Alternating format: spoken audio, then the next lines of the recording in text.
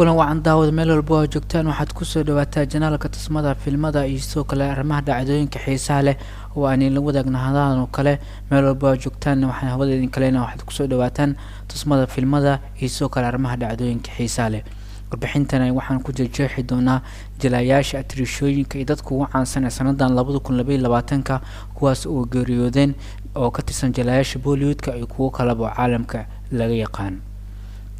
2022 ay wuxuu ahaa sanad markaan dhamaaday sidoo kalena waxa ay dhacdooyinka ugu muhiimsan kamid ah in FIFA World Cup-ka lagu qabtay Qatar kaas oo sidoo kalena ku guuleystay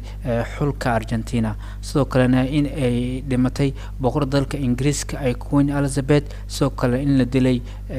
heesaaga siyaasiga reer Punjab ee Sudi Musa Wala isoo kale tirishada musalladka ee Tunisha Sharma isoo kale shactiriyaanka Hindiya caanka ee Raju Sarfistana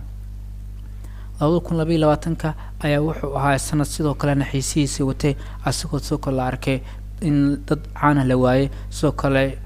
dhacdooyin muhiim ah ee ka dhaceen dunida hadaba sida gaar ah waxaan u eegi doonaa arrimaha quseeya qaybta Bollywoodka hadda warbixintan ay waxaan ku bilaabi doonaa Lata Mangeshkar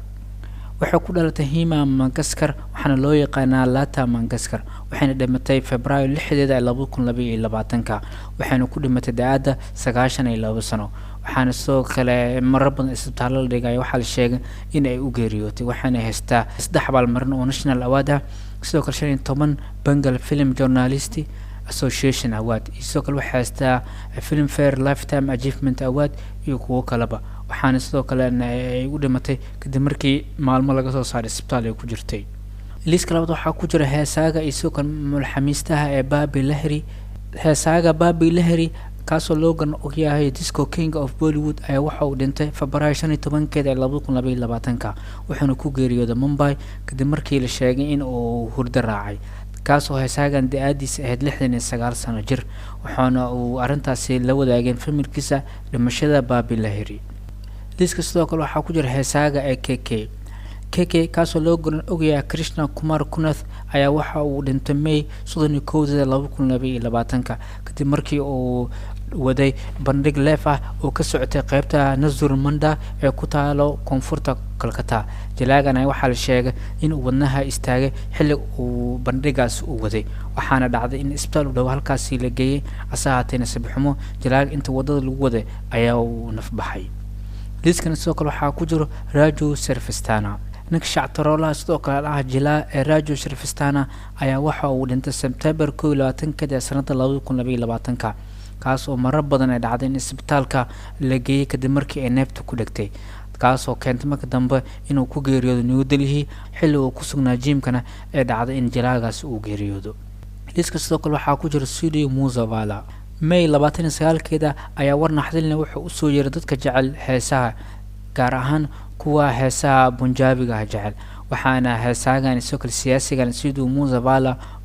dhacday in toogasho lagu dilay qolaalna ka seen ay ku tagteen qaybta Punjab ee degmada Mansa district waxaana jiraagan la sheegay in la dhacay rasaas kor u dhaafaysa 30 xabo xilli uu ku sugnaa ama uu ku jiray gaarigiisa